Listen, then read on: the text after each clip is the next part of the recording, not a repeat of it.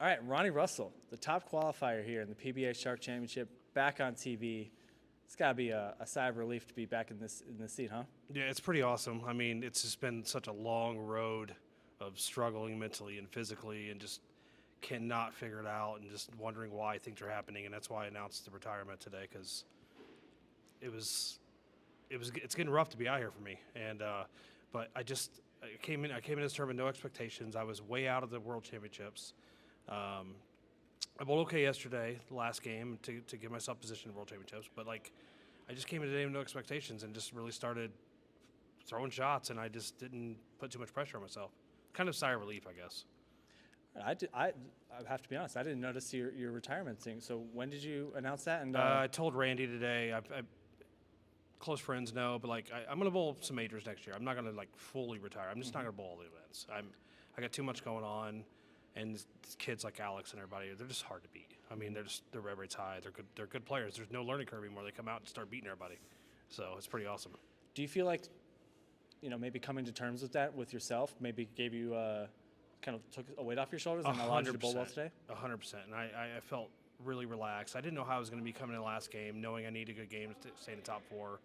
The show was kind of locked up, so that obviously it took some pressure off me. But then I still had to bowl go for the World Championship show, so I'm like, I felt really calm though. Like bowling with Jake Peters and Teese and Alex Escona, they're all good friends, and they really helped me stay in the moment. We had some good chuckles together and making fun of me, making fun of them. It was a good time. Just bowling these 10 games today, bowling well, leading. How did it feel to be back in that environment at the top of the leaderboard? It was really good. I think it was 6 coming into the block, and me and Dom went to lunch together and just, sat and hung out and talked or whatever, and didn't really put any pressure on myself. I didn't say, what if. I just literally came out and bowled. And there was a few times during the round where I'm like, okay, the lanes are starting to get a little weird. Now I got on 9 and 10, and 9 and 10 was just awful, and somehow I bowled 230 on it. And that's when I knew, 2 to go, it's going to be good. All right, you put yourself back in the World Championship cut. Yeah. You were just joking earlier. You got to do some laundry because you might not have been expecting to bowl here tomorrow. I mean, I have jerseys left. I'm not sure. I might have one pair of pants left, so it should get me through tomorrow. I'm not sure what the format is, but I think you got to make top 16 after tomorrow, so I'll probably be okay. But none of the cool new jerseys I had are going to make it. Now I'm going to do the squiggly line one tomorrow, so we're here. It's for good. A good reason to do some laundry. Right, yes. So congratulations. We'll see you on May 12th. Yep. Thanks, brother. Appreciate it. All right, Chris Vai, the number 2 seed here in the Shark Championship. You're the first player to earn a bye twice this week. What's been working so well for you this week here? Yeah, I think honestly the last 2 patterns I felt pretty good about going through the practice session. The Scorpion kind of resembled the Columbus pattern a little bit, so I felt comfortable there, and just kind of the shape was a little bit similar.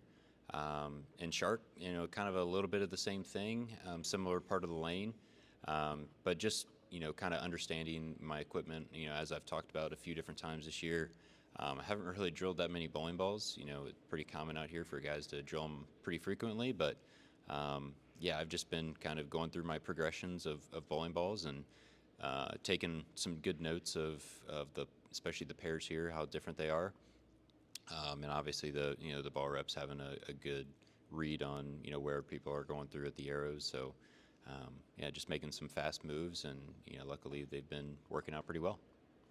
All right, you're going to be on the shows for 2 of these animal patterns. 12-player bracket. You're going to have to win 2 games to make the championship and then 2 games to win the championship. How are you feeling heading into these animal pattern finals?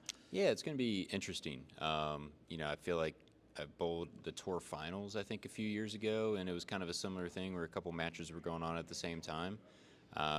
Yeah, so it'll be a little different than obviously a normal TV show, but obviously the same situation goes where I'm just going to try to bowl the best I can, and hopefully my score is a little higher than my opponent's. You're sitting pretty here in the World Championship standings as well through 4 animal patterns.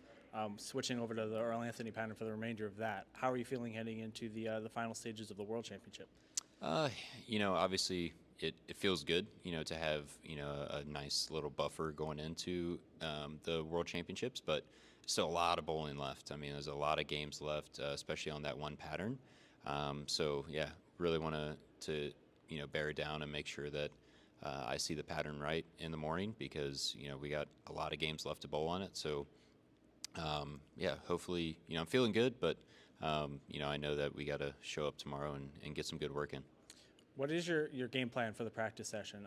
Are you testing out some different looks, parts of the lane? Are you hoping to see what you've kind of seen these last two patterns in terms of the part of the lane that you want to attack? Yeah, I mean, I feel like I'm just going to treat it like a normal practice session that we would have.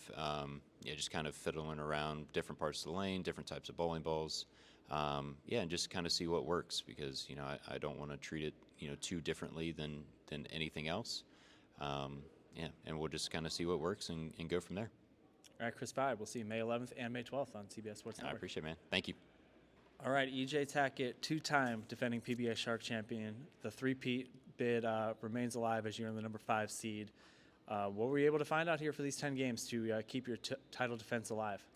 Yeah, I mean, it was just controlling the pocket and making good shots. The first block today, I felt like I bowled really, really good, and I just couldn't get more than 9. Yeah, I bowled good enough to put myself in a position. I think I was 13th or 14th or 15th or something like that going into this night block, but I felt like I'd bowled a little bit better than my score. Drilled a ball at the break, and it was really good. I used it most of the night, and was able to put a good block together again. Came up just short of getting a bye, but shout out to Brandon Bonta for throwing a back 5 on me. Impressive performance from the rookie. You finished just short of the bye there in 5th. We were talking a little bit beforehand. Your brother finished just shy of the 12 seed, which would have set up a brother versus brother match on the show. That's right, it would have. That would have been pretty epic. I would have loved nothing more than to be able to bowl my brother on national television. But I would have wanted him to make it, for himself. But it would have been a lot of fun being able to bowl each other. He was close, and maybe one of these days there's still time. Luckily, my brother's a little bit younger than me, and I'm not old yet. I'm getting there, but I think at some point it will happen. Yeah, it seems every time he bowls well, you're right there. You're right there. So we almost bowled each other in 2023 at the Players. We were basically one shot away. Kevin McCune put a dagger in that one. It took both of us down to eventually go on and win that championship. But we've been close a couple of times, and I think it's just a matter of time. That if I continue to keep making shows and my brother continues to get better as he has year in and year out, I don't see why there's any reason why we wouldn't bowl each other at some point. All right, speaking of time, you got a lot of time left in the World Championship, but through 40 games, I believe you're still atop the leaderboard.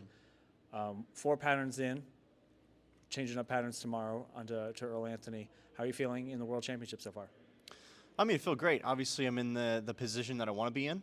I'm leading heading into the final 26 games. Hopefully, I can find some good ball reaction on the Earl Anthony pattern in the morning. We have practice in the morning before we start. Come in and try to figure it out, and again, continue to keep executing good shots. I've done a really good job at that the last 3 days. I feel like the first day on Cheetah, it was marginal, and I feel like I've gotten a little bit better each day at my shot making. My scores may not reflect that completely, but the shot making's there. So it's about matching up with the balls and getting the hand position right, and continue on that same path of good execution. And we're in a great position. So it's just go out there and do it, and give myself another opportunity to win another championship. That's how you're the best in the world and competing on a different level, is when you are leading a major and are like, the scores aren't reflecting how good I'm bowling. What is your plan for the practice session? Obviously, it's been 4 very long days of bowling. So how do you balance getting some shots in the lane and testing some things out versus maybe taking a breather and letting your body kind of rest a little bit? I'll rest on Thursday. There's no time. This is what you want, the position you want to be in. So you have to just suck it up, be an adult and going to be tired tomorrow. It's going to be a very long day. Practice at 9 a.m. and the last squad starting at 6. It's going to be a long day. It's 13 hours in the bowling center essentially, but you got to suck it up and do it. It's part of the gig, and just got to come in and be focused. Try to get the best read on the lanes as I can, and like I said, just go out and execute, and hopefully retain that position all the way through. All right, AJ, we'll see you May 12th. I would imagine in a baby blue jersey. There's a good chance. All right, Alex Horton, back on TV just 8 days after winning the TOC.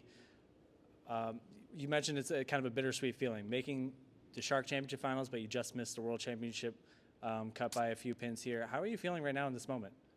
Yeah, honestly, it really sucks, to be honest. The goal was to make the major championship, and to miss by 10, I missed so many makeables this week, so that's obviously where it's at. But to be on TV, I'm truly blessed to be here again competing, and I'm going to give it a run. So, what can you, obviously your first TV experience went pretty well, I would say. What can you take away from your TOC performance and apply it to the Shark Championship finals here? Yeah, just focus on myself and go through the process. Truly enjoy the experience of being on TV. Once again, it's amazing to be there, and I'm going to give it my all for sure. How's the last week been for you? How's the last week been? Whew. A lot of messages. A lot of people reaching out. But, you have to realize you're a champion now. So with that comes a little bit different expectations, some people watching you, things like that. And, I'm all for it. It's been a great week, and hopefully we can continue with the Shark Championship. Who is the what's the coolest message you've gotten, the coolest person that's reached out to you over the last week? What's like the lesson that stands out? The coolest person to reach out, I'm going to say Nelly. Nelly reposted on his story, and he texted me saying, congrats, champ, great win. There's also been a couple NFL players that have reached out, a couple guys that play for the Chiefs. I can't remember the names off the top of my head, but but yeah, I would say Nelly. Nelly's probably the biggest one. All right. Well, Alex, we'll see you in the Shark Championship finals. Cool. All righty.